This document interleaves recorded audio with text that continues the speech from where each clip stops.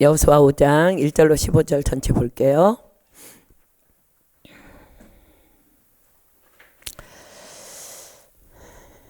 제가 한 절 읽고 여러분들 한 절 읽고 교독합니다. 요단 서편의 아모리 사람의 모든 왕과 해변의 가나안 사람의 모든 왕이 여호와께서 요단물을 이스라엘 자손들 앞에서 말리시고 우리를 건네셨음을 듣고 마음이 녹았고 이스라엘 자손들의 연고로 정신을 잃었더라.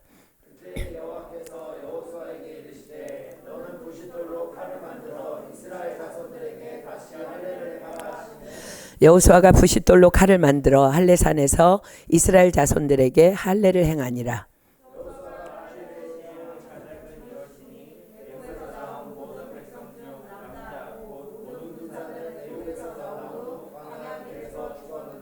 그 나온 백성은 다 할례를 받았으나 오직 애굽에서 나온 후 광야 노중에서 난 자는 할례를 받지 못하였음이라.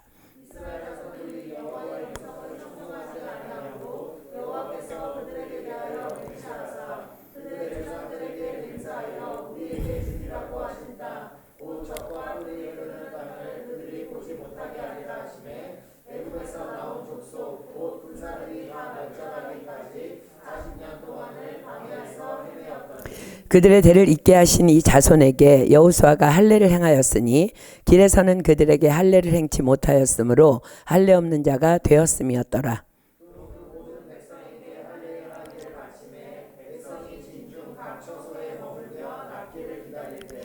여호와께서 여호수아에게 이르시되 내가 오늘날 애굽의 수치를 너희에게서 굴러가게 하셨다 하셨으므로 그곳 이름을 오늘까지 길갈이라 하느니라.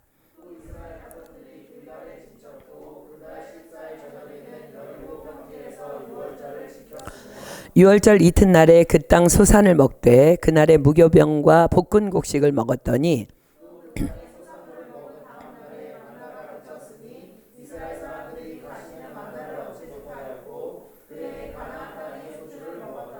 여호수아가 여리고에 가까웠을 때에 눈을 들어본즉 한 사람이 칼을 빼어 손에 들고 마주 섰는지라. 여호수아가 나아가서 그에게 묻되 너는 우리를 위하느냐 우리의 대적을 위하느냐.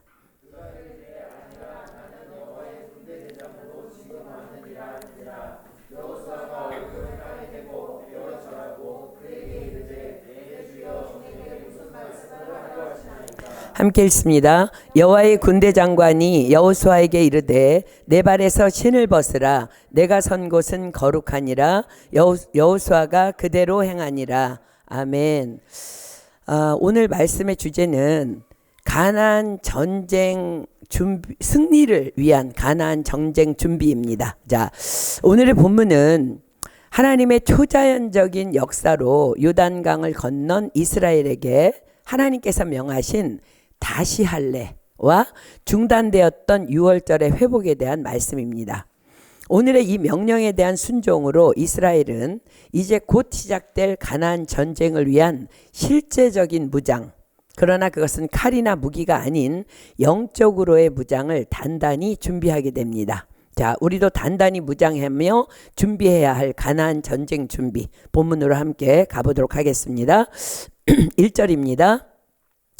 요단 서편의 아모리 사람의 모든 왕과 해변의 가나안 사람의 모든 왕이 여호와께서 요단물을 이스라엘 자손들 앞에서 말리시고 우리를 건네셨음을 듣고 마음이 녹았고 이스라엘 자손들의 연고로 정신을 잃었더라. 자, 사랑하는 여러분, 이스라엘은 이제 막 요단을 건너서 요단에서 약 10km 정도 떨어진 지점에 있는 길갈에 하나님의 명에 따라 진을 칩니다. 그리고 도착하자마자 하나님의 명에 따라 요단에서 가져온 12돌을 길갈에 세웁니다.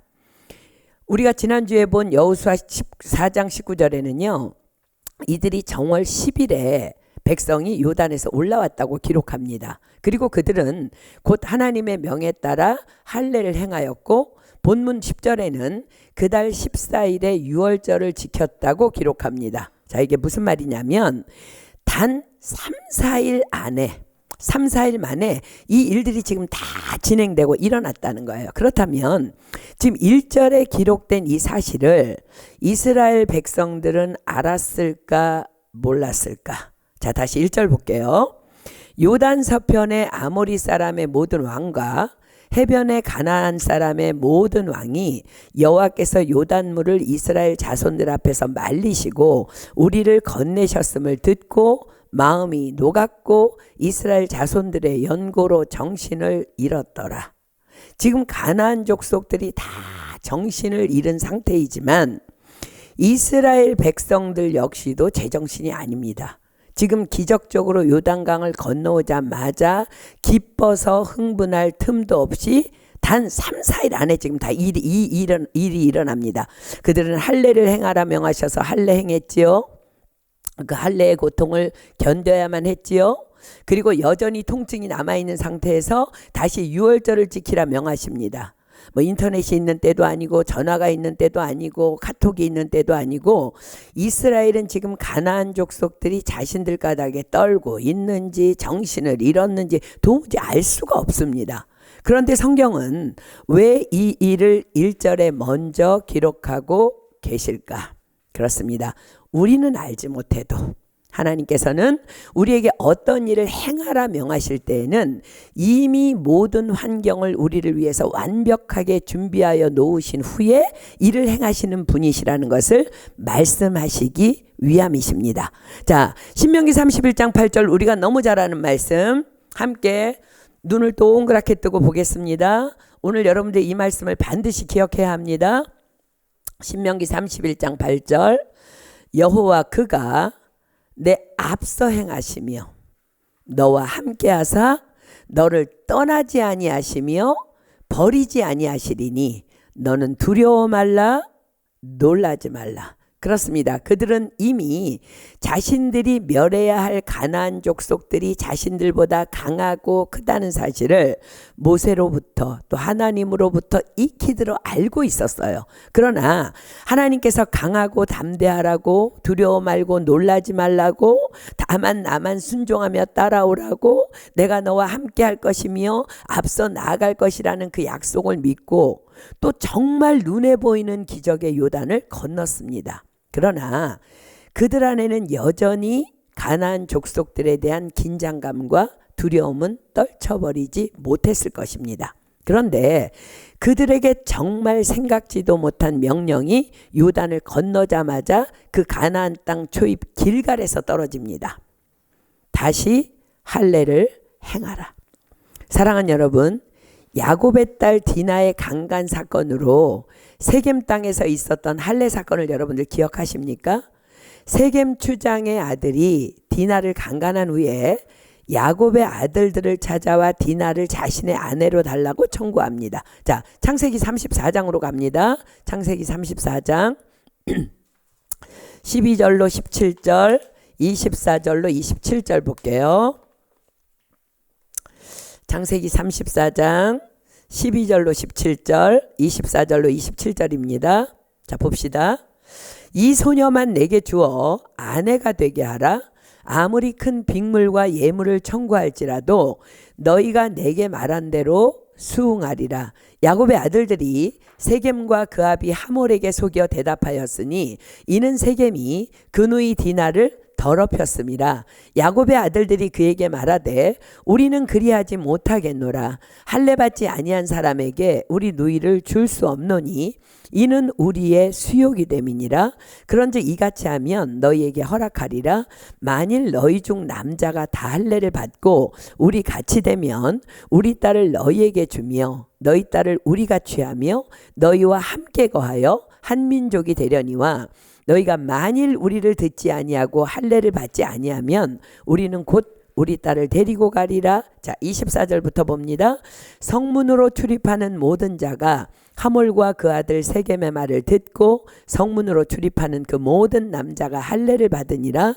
제3일에 미쳐 그들이 고통할 때에 야곱의 두 아들 디나의 오라비 시므온과 레위가 각기 칼을 가지고 가서 부지 중에 성을 엄습하여 그 모든 남자를 죽이고 칼로 하몰과 그 아들 세겜을 죽이고 디나를 세겜의 집에서 데려오고 야곱의 여러 아들이 그 시체 있는 성으로 가서 노략하였으니 이는 그들이 그 누이를 더럽힌 연고라. 자, 할례의 고통이 얼마나 심했으면 시므온과 레위 단 두 사람이 부지 중에 세겜성을 엄습하여 세겜 땅의 모든 남자를 다 죽여버려도 대항치 못합니다.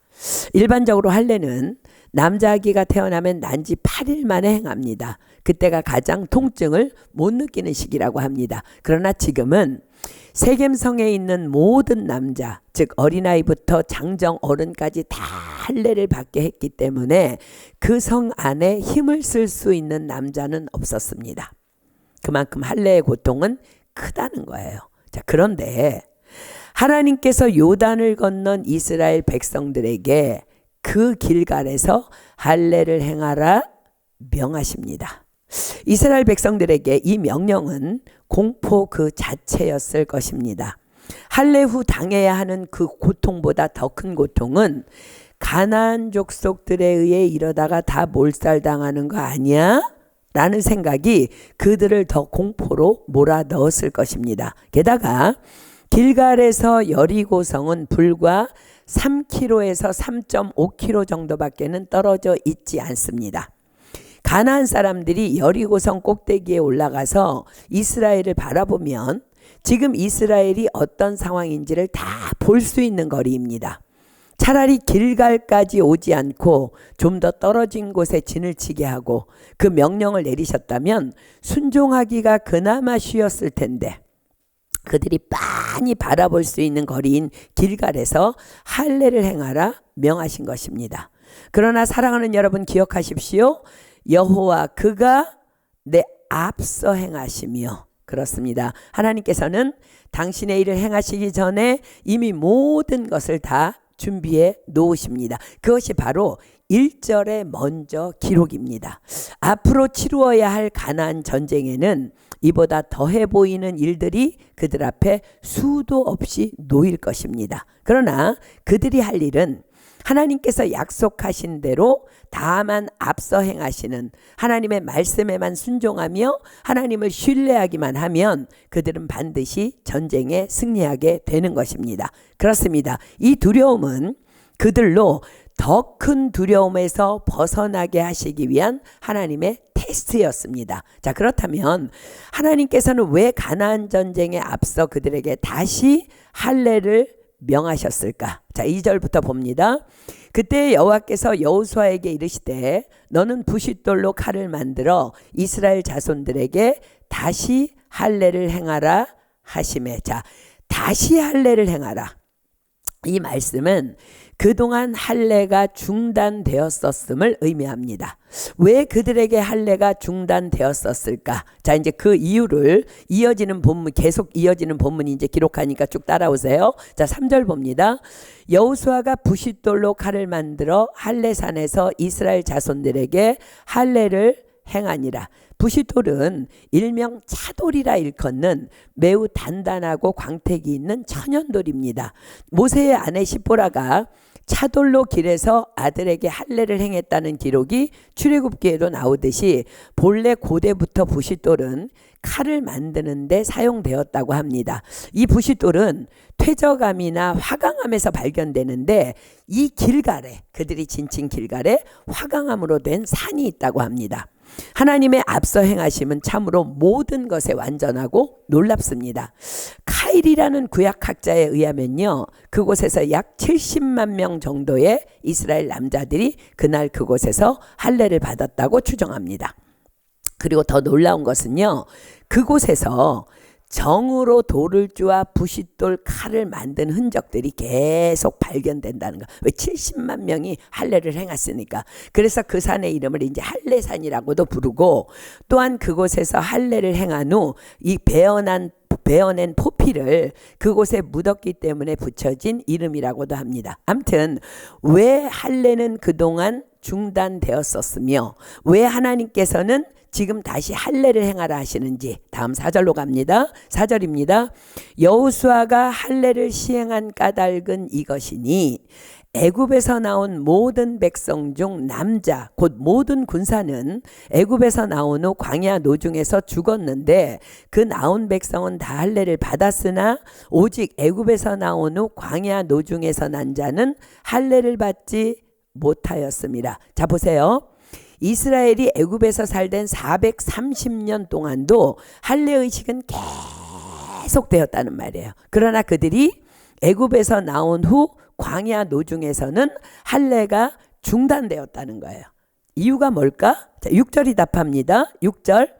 이스라엘 자손들이 여호와의 말씀을 순종치 아니하므로 여호와께서 그들에게 대하여 맹세하사 그들의 열조에게 맹세하여 우리에게 주마하신 땅 곧 젖과 꿀이 흐르는 땅을 그들로 보지 못하게 하리라 하시매 애굽에서 나온 족속 곧 군사들이 다 멸절하기까지 40년 동안을 광야에 행하더니, 자, 이유가 뭐라고요?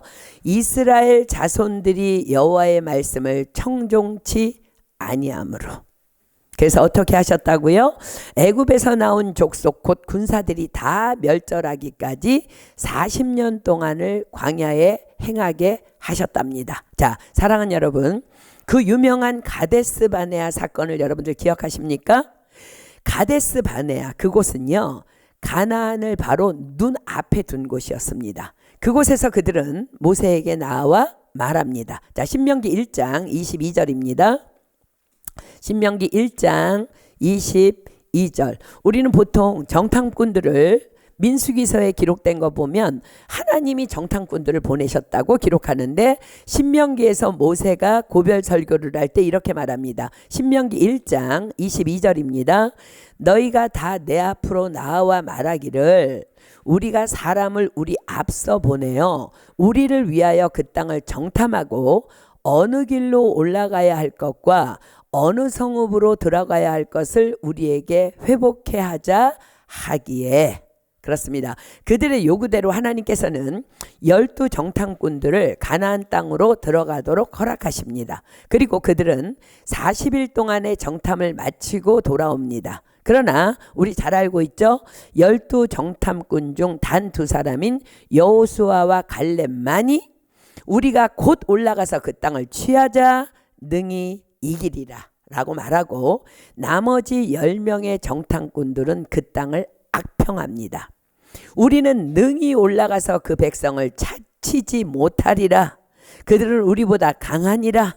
우리가 거기서 본 모든 백성은 신장이 장대한 자들이며 또 우리가 거인들인 아낙 자손을 보았으니까 우리는 스스로 보기에도 메뚜기 같으니 그들이 보기에도 그와 같았을 것이라. 그리고 이 10 정탐꾼들의 악평으로 인해 그 가데스 바네아는 통곡의 광야로 돌변합니다. 자, 민수기 14장으로 갑니다. 민수기 14장 1절로 3절.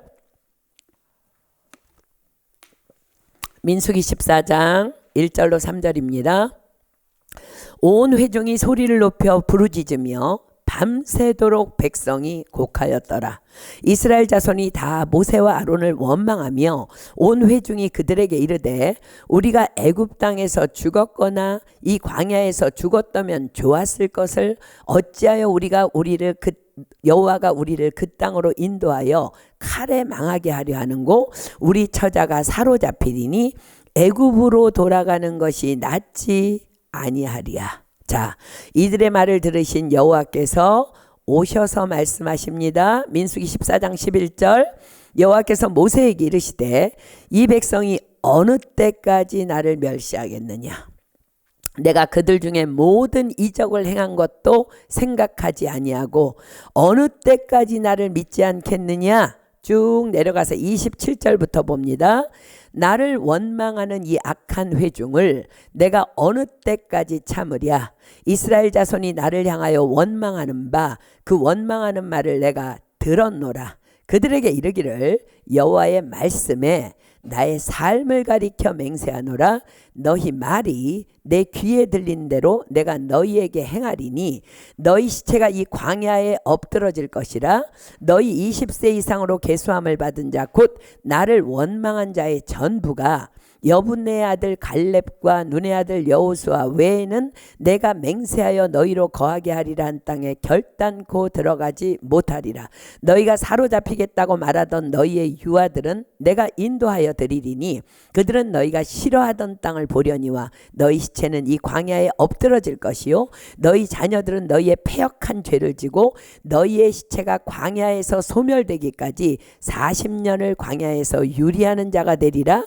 너희가 그 땅을 탐지한 날수 40일의 하루를 1년으로 환산하여 그 40년간 너희가 너희의 죄악을 질지니 너희가 나의 실어버림을 알리라 하셨다 하라. 나 여호와가 말하였거니와 모여 나를 거역하는 이 악한 온 회중에게 내가 단정코 이같이 행하리니 그들이 이 광야에서 소멸되어 거기서 죽으리라. 자, 그래서 그들은 정상적으로 행진하면 신명기는 이렇게 기록합니다. 호렙산에서 세일을 지나 가데스 바네아까지 10하룻길이었더라. 지금 가나안이 코앞에 두었는데 10하룻길이에요 거기가 라고 성경이 기록하는데 그 10하룻길을 그들은 40년 동안 광야에서 유리하게 된 것입니다. 자, 사랑하는 여러분, 할례란 하나님과 이스라엘 백성들과의 언약의 증표입니다. 나는 하나님의 백성이다 라고 몸에다 기록한 증명서입니다. 나는 이제 옛사람은 죽고 하나님이 약속하신 그 약속만 따라가는 하나님의 언약 백성이 되겠다는 예식이며 증거입니다. 자, 가장 처음 이 할례의 명을 받은 아브라함의 기록으로 한번 가볼까요? 창세기 17장 1절입니다. 창세기 17장 1절. 창세기 17장 1절입니다.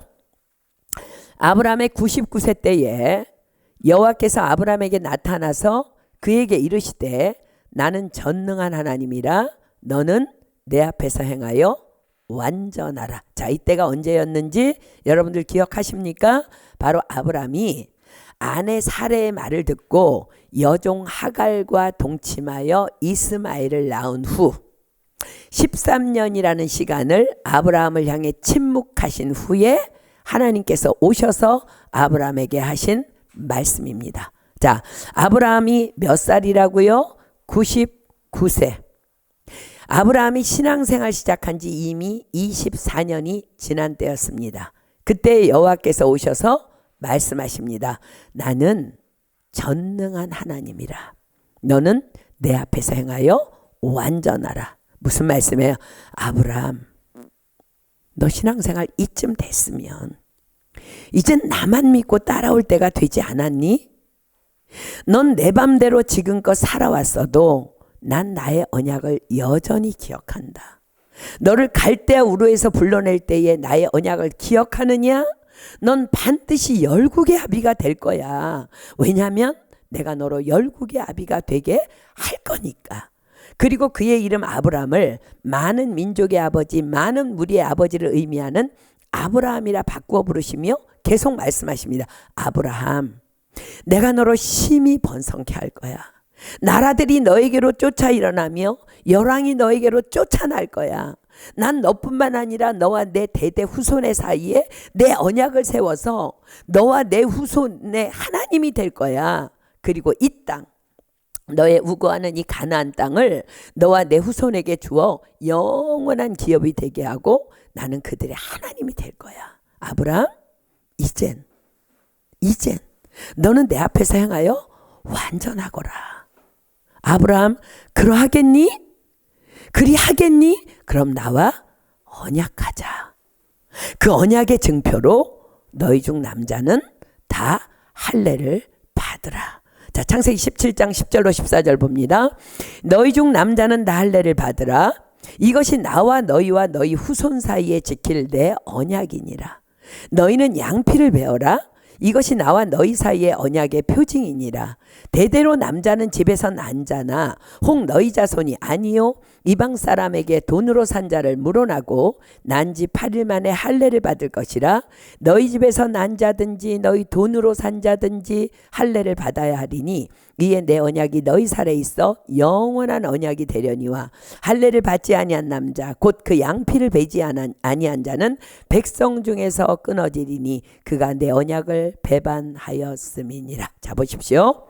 아브라함이 하나님의 약속을 못 믿고 자기 마음대로 이스마엘을 낳았을 때 그는 아직 할례자가 아니었습니다. 그는 비로소 하나님과 언약하며 전능하신 하나님 앞에서 완전하겠노라고. 뭐가 완전이에요? 다만 하나님의 약속을 신뢰하며 이젠 내 맘대로 살지 않겠습니다. 이젠 하나님의 말씀대로만 순종하며 따라 살겠습니다. 그것이 바로 하나님 앞에서의 완전입니다. 그리고 그는 드디어 그 언약의 할례 후에 이삭을 얻게 됩니다. 그렇습니다. 하물며 믿음의 조상 아브라함도 99세가 되도록 무할례자였는데 이 패역한 이스라엘 백성들이 어찌 감히 언약의 백성이라는, 나는 하나님의 자녀라는 그 할례 의식을 행할 수 있었겠습니까? 그래서 하나님께서는 그 40년 동안 그 패역한 백성들이 광야에서 다 멸절되기까지 할례 의식을 폐하여 버리셨던 것입니다. 그러나 이제 패역했던 광야 1세대들은 다 광야에서 죽고 오직 여호수아와 갈렙을 제외한 광야 2세들이 요단 동편 모압 평지에서 약 70일간의 모세의 고별 설교를 통해 그들의 영혼욕을 재정비하고 이젠 요단을 건넜습니다. 요단을 건널 때 그들은 어떻게 건넜어요? 백성들은 여호수아의 명에 따라 900m 앞에 나아가는 제사장들이 맨 언약궤를 한눈을 팔 수가 없어 놓칠세라 다만 주목하며 따라갔고, 제사장들은 그 언약궤를 메고 범람하는 요단강에 오직 순종하여 들어섬으로 기적을 맛보며 요단을 건넜던 것입니다. 그렇습니다. 그들은 백성들도 제사장들도 다 말씀대로만 순종함으로 그렇게 요단을 건넜던 것입니다. 그런 그들과 하나님께서는 나와 이제 언약을 회복하자 하신 것입니다. 이것이 바로 길갈에서 행한 할례의 의미였습니다. 자, 이스라엘 백성들은 그 할례의 의미를 누구보다도 잘 알고 있었을 것입니다. 그러나 그럼에도 그들은 그 상황이 여전히 많이 두려웠을 것입니다. 혹 우리의 이 무력한 상황을 틈타 가나안 사람들이 공격해 온다면 우린 이 가나안 초입에서 다 멸절되는 것은 아닐까? 꼭 지금이 이 할례를 행해야 하는 때일까? 게다가 꼭 여기에서 행해야만 하는가? 하나님은 좀 더 떨어진 안전한 장소에서 안전한 때에 행하면 더 낫지 않은가? 그러나 그들은 감히 지금 아무도 입을 열지 못합니다. 왜요? 지금 막 무조건 순종함으로 그 기적의 요단을 건넌 터였기 때문입니다. 우리는 우리의 생각으로 아주 많이 그리고 아주 자주 전능자 하나님을 제안합니다. 그러나 그들을 누가 지키셔요? 하나님께서. 자, 욥기 12장 10절 피겠습니다. 욥기 12장 10절. 욥기 12장 10절입니다. 여러분들 사람이 두렵습니까? 인생들이 두렵습니까? 기억하십시오. 욥기 12장 10절입니다.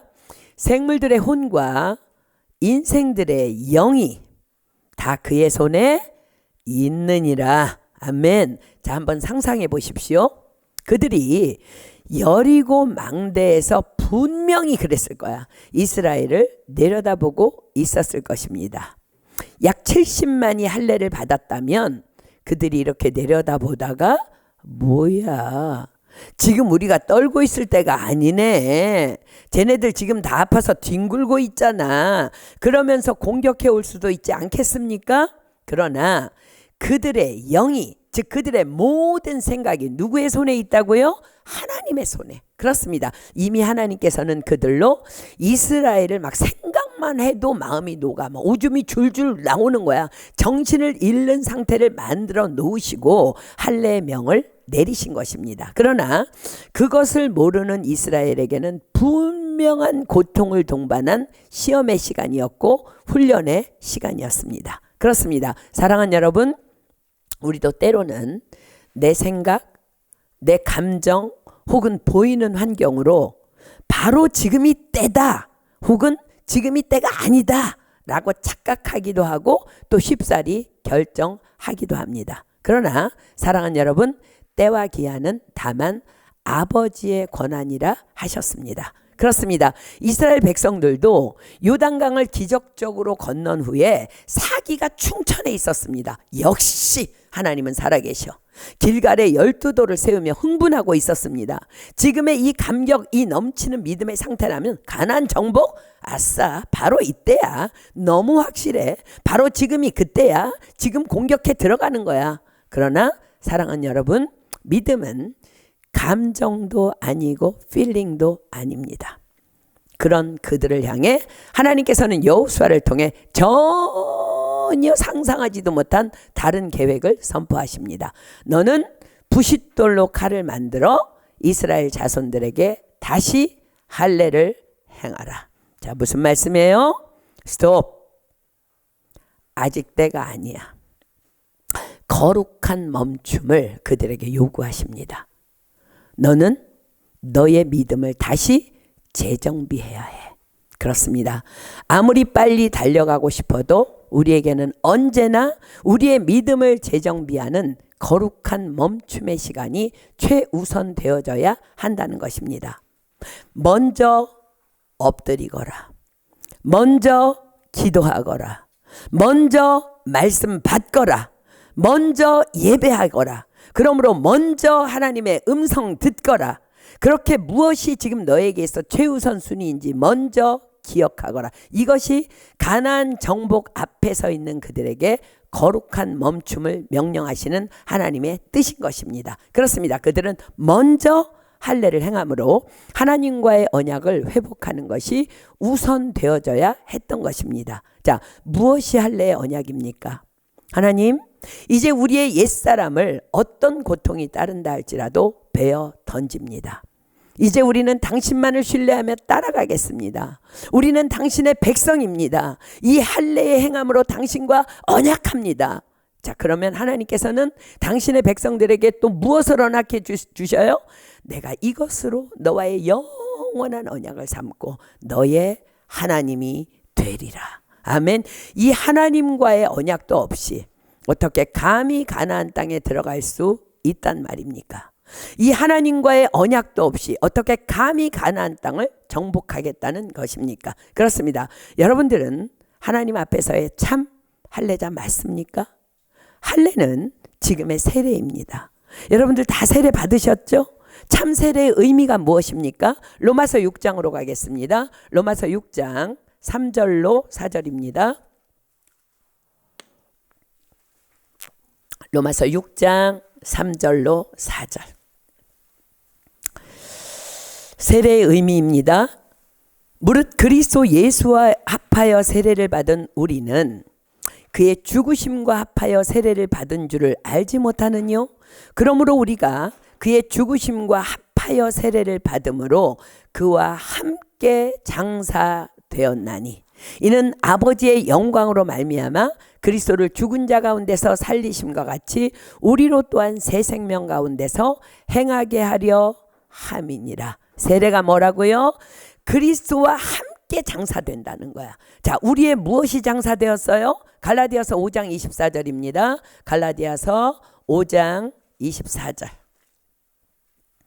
갈라디아서 5장 24절입니다. 갈라디아서 5장 24절. 그리스도 예수의 사람들은 육체와 함께 그 정과 욕심을 십자가에 못 박았느니라. 아멘. 자, 갈라디아서 2장 20절 갑니다. 십자가에 못 박힌 자, 육체와 함께 그 정과 욕심을 십자가에 못 박은 자는 그럼 어떻게 살아야 되냐는 거야. 갈라디아서 2장 20절입니다. 내가 그리스도와 함께 십자가에 못 박혔나니 그런즉 이제는 내가 산 것이 아니요 오직 내 안에 그리스도께서 사신 것이라. 이제 내가 육체 가운데 사는 것은 나를 사랑하사 나를 위하여 자기 몸을 버리신 하나님의 아들을 믿는 믿음 안에서 사는 것이라. 자, 왜 우리가 이제 죽은 자가 왜 육체 가운데 산다고요? 나를 사랑하사 나를 위하여 자기 몸을 버리신 하나님의 아들을 믿는 믿음 안에서 사는 것. 그것이 어떤 삶일까? 나는 죽고 예수로만 사는 삶. 그런데 이스라엘 백성들이 어떠했다고요? 자, 다시 본문 6절로 가볼까요?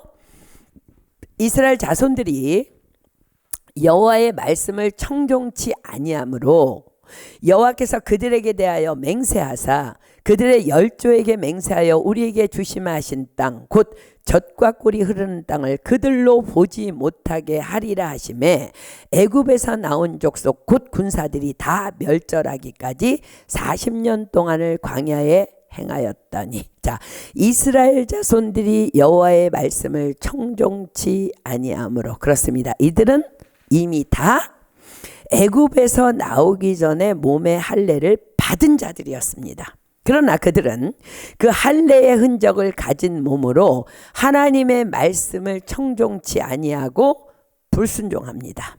여러분, 약속받았다고 다 들어가는 거 아닙니다. 자, 다시 가데스 바네아로 생각으로 가볼까요? 자, 다시 가보겠습니다. 가데스 바네아로. 왜 그들이 그들의 죄를 지고 40년을 광야에서 죽어가야만 했어요? 가나안 땅을 악평하는 정탐꾼들의 말을 듣고 그들이 울며 불며 뭐라고 말했어요? 우리가 애굽 땅에서 죽었거나 이 광야에서 죽였다면 좋았을 것을 어찌하여 여호와가 우리를 그 땅으로 인도하여 칼에 망하게 하려 하는고 우리 처자가 사로잡히리니 애굽으로 돌아가는 것이 낫지 아니하랴. 그러자 하나님께서 분명하게 이렇게 말씀하십니다. 나의 삶을 가리켜 맹세하노라. 너희 말이 내 귀에 들린 대로 내가 너희에게 행하리니 너희 시체가 이 광야에 엎드러질 것이라. 다시 그들이 뭐라고 말했는데 하나님께서 이렇게 말씀하셨어요? 우리가 애굽 땅에서 죽었거나 이 광야에서 죽었으면 좋았을 것을. 자, 사랑하는 여러분, 혹 우리도 몸의 할례는 받았지만 즉 예수님을 믿는다며 세례는 받았지만 여전히 입술의 할례를 받지 못한 채 여전히 옛사람으로 살아가고 있진 않습니까? 혹 그 까닭에 당신의 가나안 땅 입성은 지금 자꾸 미루어지고 있는 것은 아닙니까? 여러분들의 입술은 어떻습니까? 예수님께서 말씀하십니다. 누가복음 6장 45절입니다. 누가복음 6장 45절. 누가복음 6장 45절입니다. 선한 사람은 마음에 쌓은 선에서 선을 내고 악한 자는 그 쌓은 악에서 악을 내나니 이는 마음에 가득한 것을 입으로 말함이니라. 혹 여러분들 안에도 여전히 이스라엘 백성들처럼 애굽에서 살 때의 노예 근성을 버리지 못한 채 세상에서의 삶을 그리워하는 악이 남아있진 않습니까? 성경에서 애굽은 세상을 의미합니다. 세상 임금, 즉 세상을 쥐고 흔드는 자는 바로 거짓의 아비인 사단입니다. 자, 로마서 6장으로 갈게요. 로마서 6장 16절로 18절입니다. 로마서 6장 16절로 18절. 우리가 누구에게 순종하느냐가 누구의 종이냐 누구의 노예냐 그걸 결정한다는 거예요. 로마서 6장 16절로 18절 봅니다. 너희 자신을 종으로 들여 누구에게 순종하든지 그 순종함을 받는 자의 종이 되는 줄을 너희가 알지 못하느냐? 혹은 죄의 종으로 사망에 이르고 혹은 순종의 종으로 의에 이르느니라. 하나님께 감사하리로다. 너희가 본래 죄의 종이더니 너희에게 전하여 준 바 교훈의 본을 마음으로 순종하여 죄에게서 해방되어 의에게 종이 되었느니라. 그렇습니다. 우리 모두도 다 예수님을 믿기 전에는 마귀의 종, 즉 죄의 종이었습니다. 죄의 노예였습니다. 그러나 이제 우리는 예수 그리스도의 십자가로 말미암아 죄에 대하여는 죽고 의에 대하여는 산 자들입니다. 그런데 과연 저와 여러분의 입술은 어떠합니까? 우리 안에 여전히 노예 근성이라는 죄성이 남아있기에 마음속으로는 불평이 되고 원망이 있을 수는 있습니다. 그래서 성경은 우리에게 이렇게 경고합니다. 잠언 4장 23절입니다. 잠언 4장 23절. 잠언 4장 23절. 구약성경 잠언 4장 23절입니다. 무릇 지킬 만한 것보다 더욱 내 마음을 지키라. 생명의 근원이 이에서 남이니라. 자, 무엇으로 마음을 지켜야 해요? 소멸하는 불이신 하나님의 성령으로 또 말씀으로. 왜요? 마음에 가득한 것을 우리가 입술로 말하기 때문에. 그리고 하나님께서는 이스라엘 백성들이라는 거울을 통해 우리에게 무서운 경고를 하십니다. 나의 삶을 가리켜 너희들에게 맹세하노라. 너희 말이 내 귀에 들린 대로 내가 너희에게 행하리라. 예수님 믿는다고요? 세례 받았다고요? 그래서 약속의 자녀라고요? 그래서 가나안 땅을 향해 지금 나아가고 있다고요? 그래서 천국도 나에게는 보장돼 있다고요? 그런데 나의 입술은 과연 오늘 무엇을 말하고 있습니까? 이스라엘 백성들의 입술이 그들로 광야에 엎드리게 했음을 우리는 두려운 마음으로 기억해야 합니다. 여호와께서 말씀하십니다. 나의 삶을 가리켜 맹세하노라. 너희 말이 내 귀에 들린 대로 내가 너희에게 행하리라. 싫어, 안 돼, 못해. 그러면 그대로 하나님께서 그렇게 살게 해주시겠다는 거야. 그래서 모세는 그의 고별 설교를 통해 앞으로 가나안 땅에 들어가게 될 광야 이세들에게 이렇게 설교합니다. 신명기 10장 16절입니다. 신명기 10장 16절. 신명기 10장 16절. 그러므로 너희는 마음의 할례를 행하고 다시는 목을 곧게 하지 말라. 그렇습니다. 참 할례, 참 세례는 몸이 아닌 마음에 행하는 것입니다. 자, 본문 7절 보세요. 그들의 대를 잇게 하신 이 자손에게 여호수아가 할례를 행하였으니 길에서는 그들에게 할례를 행치 못하였으므로 할례 없는 자가 되었음이었더라. 온 백성에게 할례 행하기를 피라매 백성이 진중 각 처소에 처하여 낮기를 기다릴 때에 여호와께서 여호수아에게 이르시되 내가 오늘날 애굽의 수치를 너희에게서 굴러가게 하였다 하셨으므로 그곳 이름을 오늘까지 길갈이라 하느니라. 자, 길갈이라는 뜻이 내가 오늘날 애굽의 수치를 너희에게서 굴러가게 하였다라고 해서 이제 그것이 길갈의 이름이 됐는데, 광야에서의 이스라엘 백성들이 모세와 아론을 향해, 아니 정확하게 말하면 하나님을 향해 원망과 불평을 일삼을 때마다 하던 단골 멘트를 여러분들 기억하십니까? 제가 읽어드립니다. 애굽의 매장지가 없으므로 당신이 우리를 이끌어내어 이 광야에서 죽게 하느뇨? 애굽 사람을 섬기는 것이 광야에서 죽는 것보다 낫겠노라. 우리가 애굽 땅에서 고기 까마 곁에 있었던 때와 떡을 배불리 먹던 때에 여호와의 손에 죽었다면 좋았을 것을 너희가 이 광야로 우리를 인도하여 내어 이 온 회중으로 줄여 죽게 하는도다. 어찌하여 우리를 애굽에서 인도하여 내어서 우리와 우리 자녀와 우리 생축으로 목말라 죽게 하느냐?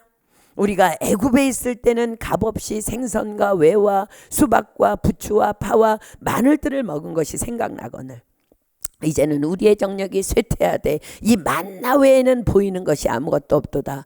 어찌하여 우리가 우리를 이 땅으로, 너희가 여호와가 우리를 이 땅으로 인도하여 칼에 망하게 하려 하는고? 우리 처자가 사로잡히리니 애굽으로 돌아가는 것이 낫지 아니하랴. 이에 서로 말하되 우리가 한 장관을 세우고 애굽으로 돌아가자. 자, 보십시오. 다 무엇으로 인한 범죄예요? 마음에 가득한 걸 입술로 쏟아내버린 거예요. 입술로 인한 범죄입니다. 그렇습니다. 이스라엘 백성들은 오랜 동안 애굽에서의 노예 생활로 인한 그들 안에 깊이 자리 잡고 있던 그 노예 근성, 죄의 근성을 수치인 줄도 모르고 입으로 나불대면서 좀처럼 버리지 못하고 있었던 것입니다. 꿈이나 비전 따위 도무지 없는, 그저 그때그때 등 따시고 배부르면 되는 지극히 육적인 삶, 싫으면 불평하고 남 탓하고 원망하고 대적하고 싸우고 막말하고 불순종하고, 하나님께서는 그런 당신의 백성들을 바로의 학대라는 도구를 통하여 광야로 이끌어 내셨습니다.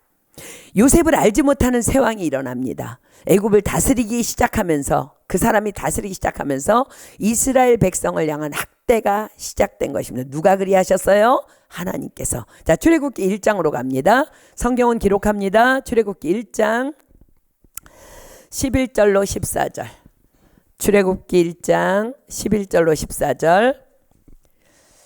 감독들은 그들 위에 세우고 그들에게 무거운 짐을 지어 괴롭게 하여 그들로 바로를 위하여 국고성 비돔과 람셋을 건축하게 하니라.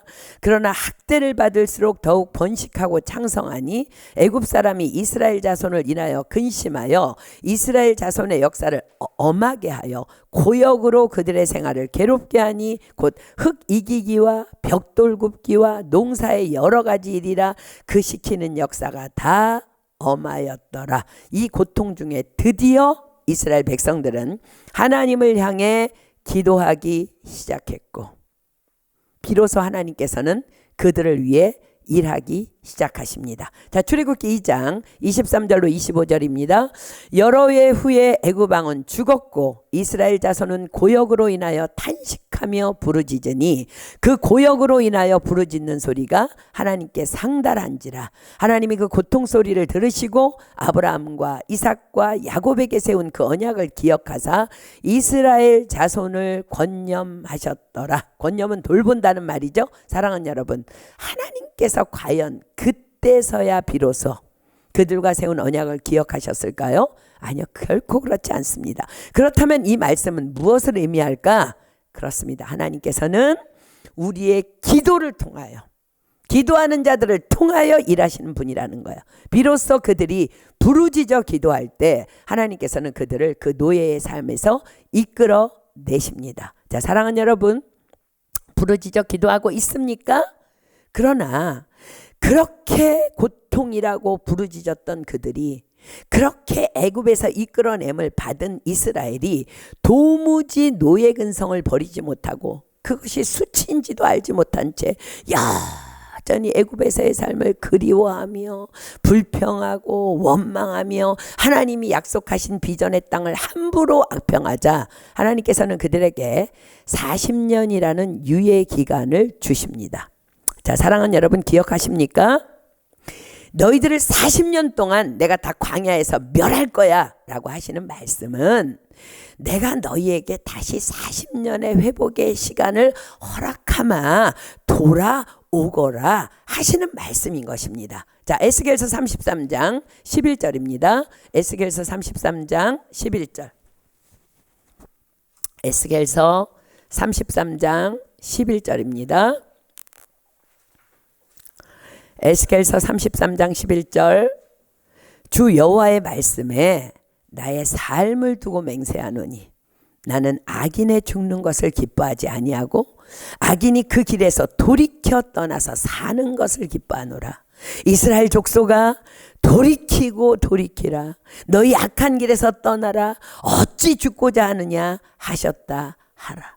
그렇습니다. 그러나 이스라엘 백성들은 그 죄에게 종노릇하던 노예 근성을 여전히 버리지 못한 채 여전히 애굽을 그리워하며 여전히 광야의 생활을 불평하며 하나님을 원망하다가 그렇게 광야에서 40년 동안 서서히 멸절되어 버립니다. 너무 무서운 말씀이에요.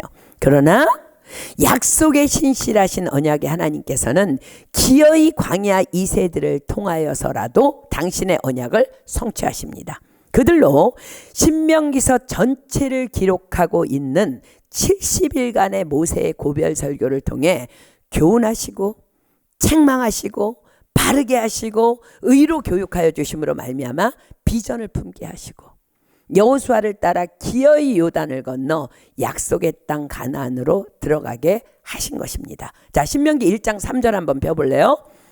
신명기 1장 3절에 보면은요, 모세가 이 고별 설교를 시작한 시기를 말씀하세요. 근데 2절에 보면 더 재밌어요. 가데스 바네아까지 10하루길이라는 것을 기록하고, 자 3절에 신명기서 1장 3절에 이렇게 기록합니다. 제40년 11월 그달 초일이래.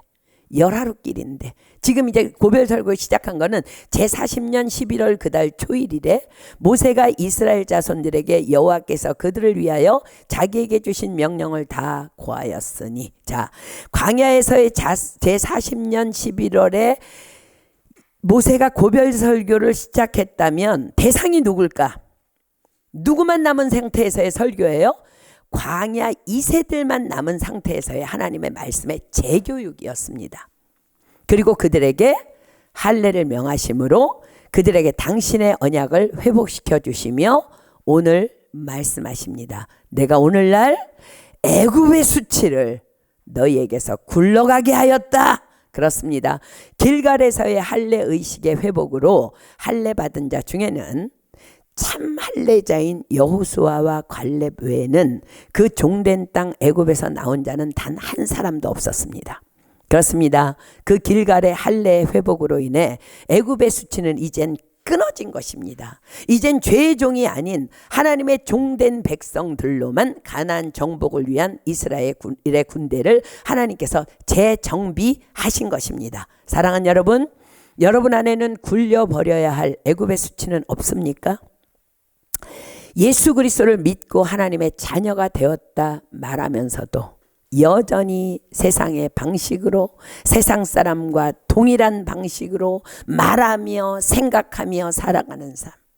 화나면 화내고, 불평하고, 원망하고, 돈 사랑하고, 명예 좋아하고. 사랑하는 여러분, 오늘 이 시간이 또한 지금부터가 우리 안에 있는 그 세상의 노예 근성, 즉 죄에 끌려다니며 노예 생활하던 그 죄의 근성을 다 예수 그리스도의 이름으로 육체의 모양이 아닌 마음을 도려내는 할례로 다 끊어버리고 굴려버리는 그 거룩한 멈춤의 시간이 되기를 예수님의 이름으로 축복합니다. 그래서 내가 오늘날 애굽의 수치를 너희에게서 굴러가게 하였다 라 선포하시는 하나님의 이 선포가 저와 여러분들의 심령 깊숙이 우레와 같은 하나님의 음성으로 들려오는 바로 그 시간이 되기를 축복합니다. 아멘. 자, 본문 10절입니다. 이스라엘 자손들이 길갈에 진쳤고 그달 14일 저녁에는 여리고 평지에서 유월절을 지켰고, 자 이스라엘 백성들은 출애굽한 지 정확하게 40년 만에 가나안 땅에 들어갑니다. 40년 전 정월 그달 14일에 그들은 유월절 예식을 치르고 애굽 땅에서 빠져나옵니다. 자, 출애굽기 12장으로 가겠습니다. 출애굽기 12장 5절로 6절 그리고 21절로 25절 봅니다. 출애굽하던 날 밤, 그날의 사건이에요. 자, 이제 며칠 전부터 이제 모세가 말합니다.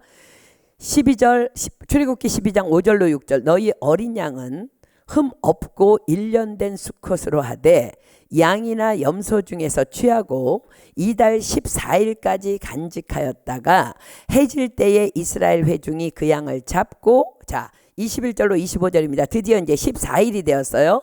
모세가 이스라엘 모든 장로를 불러서 그들에게 이르되 너희는 나가서 너희 가족대로 어린 양을 택하여 유월절 양으로 잡고 너희는 우슬초 묶음을 취하여 그릇에 담은 피에 적시어서 그 피를 문 임방과 좌우 설주에 뿌리고 아침까지 한 사람도 자기 집 문 밖에 나가지 말라. 여호와께서 애굽 사람을 치러 두루 다니실 때에 문 임방과 좌우 설주의 피를 보시면 그 문을 넘으시고 멸하는 자로 너희 집에 들어가서 너희를 치지 못하게 하실 것임이니라. 너희는 이 일을 규례로 삼아 너희와 너희 자손이 영원히 지킬 것이니 너희는 여호와께서 허락하신 대로 너희에게 주시는 땅에 이를 때에 이 예식을 지킬 것이라. 그리고 그 밤에 여호와께서 애굽 땅에서 모든 처음 난 것을 다 치심에 애굽에는 큰 통곡이 있게 되고 이스라엘 백성들은 그 통곡 소리를 뒤로하고 애굽을 밤에 빠져나오게 됩니다. 그리고 말씀하셨죠? 너희는 여호와께서 허락하신 대로 너희에게 주시는 땅에 이를 때에 이 예식을 지킬 것이라. 그리고 오늘 그들은 그 땅에서 하나님의 명대로 유월절을 감격하며 지킵니다. 그리고 또 하나의 유월절의 규례, 출애굽기 12장 48절 가보세요.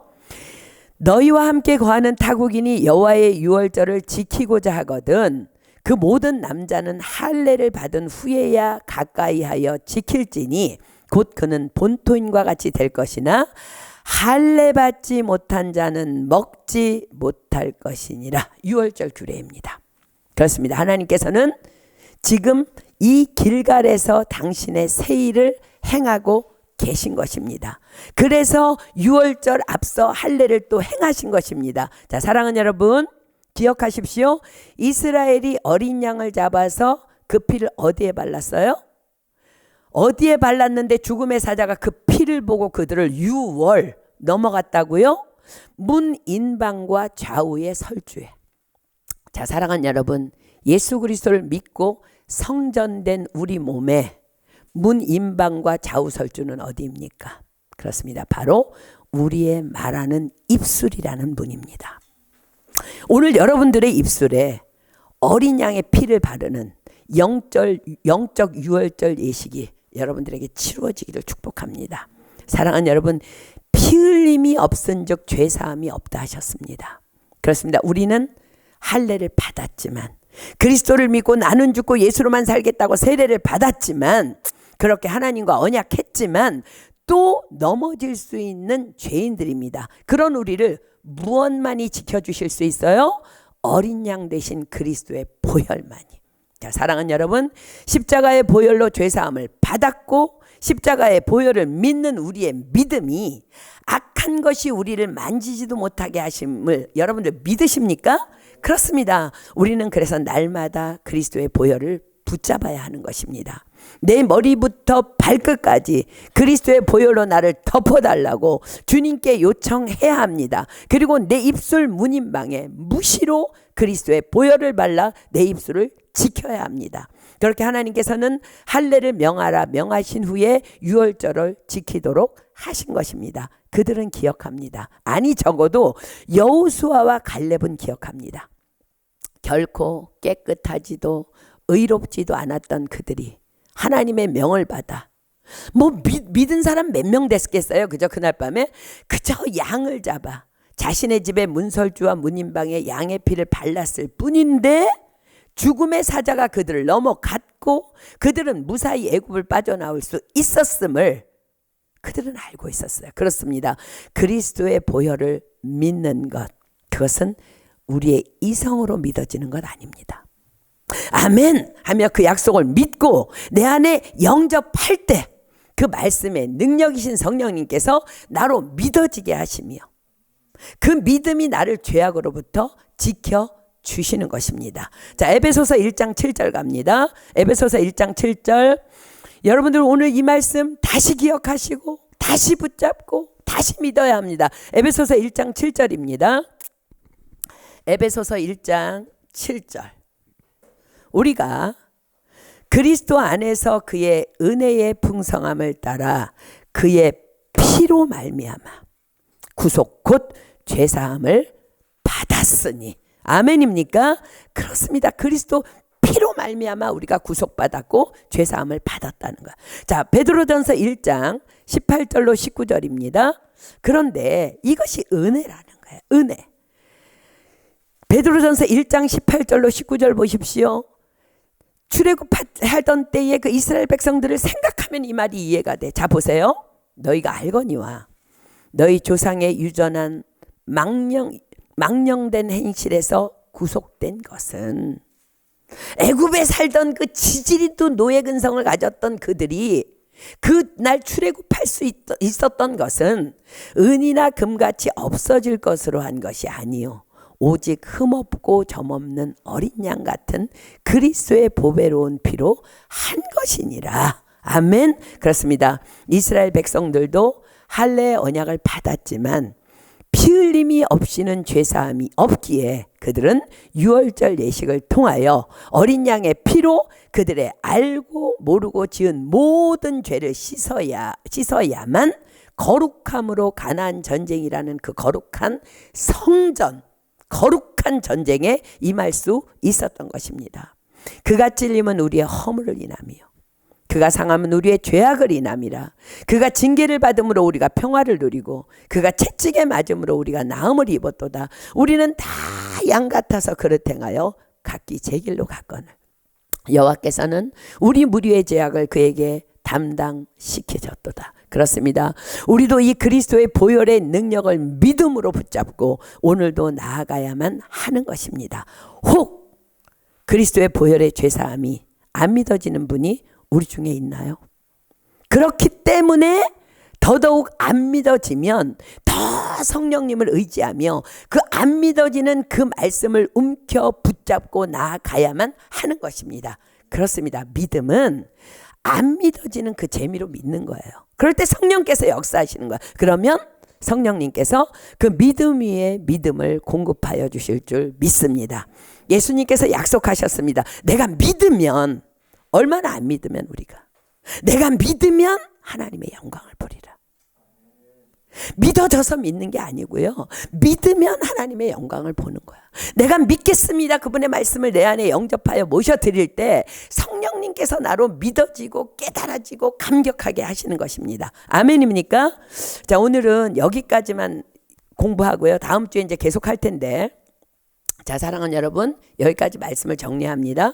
하나님께서는 요단을 건넌 이스라엘 백성들에게 느닷없이 할례를 명하십니다. 자, 인간의 각본과 하나님의 각본은 도무지 같을 수 없죠. 하늘이 땅보다 높음 같이 그분의 뜻은 너무나 높으십니다. 우리에게는 그렇기 때문에 날마다 무시로 거룩한 멈춤의 시간이 필요함을 지금 말씀하시는 것입니다. 그들은 가나안 전쟁에 지금 나가고 싶어. 우와! 하나님은 스톱. 날마다 무시로 거룩한 멈춤의 시간이 필요함을 주님이 말씀하십니다. 사랑하는 여러분, 할례는 죽기까지 죄와 싸워 대항하겠다는 나의 피 흘림의 약속이라는 걸 기억하십시오. 성경은 수많은 크리스천들을 향해 탄식하며 말씀하십니다. 히브리서 12장 4절입니다. 히브리서 12장 4절. 히브리서 12장 4절. 이 예수님의 탄식이 저와 여러분을 향한 탄식입니다. 히브리서 12장 4절. 너희가 죄와 싸우되 아직 피 흘리기까지는 대항치 아니하고. 여러분들, 너희 말이 내 귀에 들린 대로 내가 행하리라고 하신 말씀 오늘 처음 듣는 말씀 아니죠? 그럼에도 불구하고 우리 입술이 여전히 노예 근성, 죄된 근성으로 부정적으로 말하고 원망하고 불평하고 흉보고 할 때 여러분들 입술 잡아 뜯으면서 피 흘리기까지 대항해 보았습니까? 예수님께서는 네 눈이 가늠해서 눈 뽑아버려. 그렇게 천국 가는 게 나아. 네 손이 가늠했니? 손가락 뽑아버려. 손 잘라버려. 라고까지 하는데 지금 주님께서 탄식하십니다. 너희가 죄와 싸우되 아직 피 흘리기까지는 대항치 아니했다고 지금 경고하십니다. 나는 과연 죄와 싸우되 피 흘리기까지 싸우며 지금 대항하고 있습니까? 그렇지 않다면 오늘 가나안 땅을 향해 나아가던 그 걸음 멈추십시오. 그리고 마음의 할례라는 거룩한 멈춤의 시간을 먼저 통과해야 합니다. 이스라엘 백성들이 그 포피를 베어내고 그 고통에 신음하며 옛죄를 끊어버리기 위해 고통하는 시간을 먼저 통과해야만 했던 것처럼 우리도 오늘, 아니 지금부터 고통이 따른다 할지라도 거룩한 멈춤의 시간을 통과해야 하는 것입니다. 주님, 죄의 종으로 살던 나의 노예 근성을 도려내기를 원합니다. 내 입술에 할례를 행하여 주시옵소서. 불평하고 원망하다가 광야에서 그 40년이라는 회개의 기간도 모자라 죽어갔던 이스라엘을 내가 기억하겠습니다. 주여, 내가 원합니다. 내 입술에 할례를 행하여 주시옵소서. 더불어 또 우리는 유월절 예식이라는 거룩한 멈춤의 시간이 필요합니다. 내 안에 노예 근성, 그 악한 죄성 내가 결코 끊어내지 못합니다. 다만 그리스도의 보혈로만 가능합니다. 믿어지지 않았지만 어린 양의 피를 문인방 문설주에 발랐던 이스라엘 집을 죽음의 사자가 유월 패스오버 했듯이 그리스도의 십자가의 보혈의 피가 나를 살리셨음을 기억하며 무시로 그리스도의 보혈을 찬양하며 무시로 그리스도의 보혈로 내 입술을 씻어주시고 내 온몸도 덮어달라고 주께 매달려야 합니다. 그렇습니다. 그분의 보혈만이 우리를 죄에서 구원하셨고 우리를 오늘도 살게 하시고 내일 우리로 그 가나안 땅에 들어가게 하실 줄 믿습니다. 그렇습니다. 예수님께서는 말씀하셨습니다. 내가 곧 길이요 진리요 생명이니 나로 말미암지 않고는 아버지께로 올 자가 없느니라. 그렇습니다. 우리는 그 누구도 그리스도 그 십자가의 보혈을 의지하지 아니하고는 그 어떤 길로도 나아갈 수 없습니다. 다만 그리스도의 보혈만이 그 은혜가 우리를 깨끗게 하시는 것입니다. 사랑하는 여러분, 오늘이 여러분들의 할례의 회복의 날이 되기를 축복합니다. 또한 이젠 할례를 받았으니 여러분의 날마다가 또 매 순간이 그리스도의 보혈로 씻김받는 유월절이 되기를 예수님의 이름으로 축복합니다. 우리 시간 찬양하고 기도하겠습니다.